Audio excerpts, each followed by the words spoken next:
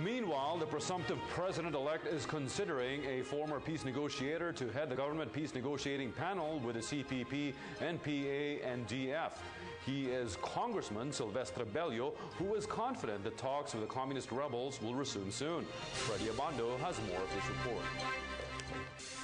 Since 1986, the government's quest to win peace with the Communist Party of the Philippines has been a failure.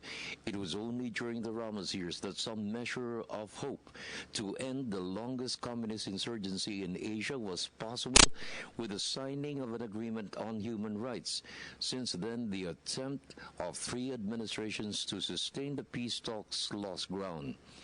With presumptive President Rodrigo Duterte due to be proclaimed by Congress next week, there is hope for the talks to resume soon.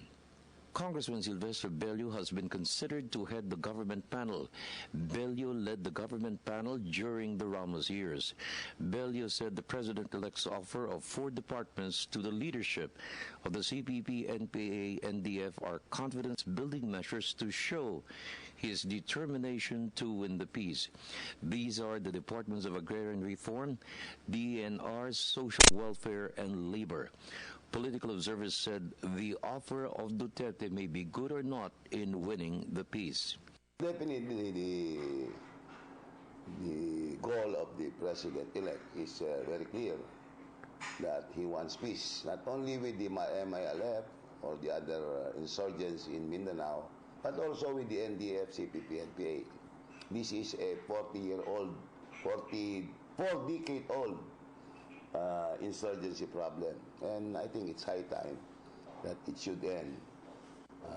And the statement of President-elect Duterte about offering them some government position is a very nice gesture, and in a way it is what we may call as a confidence-building measure.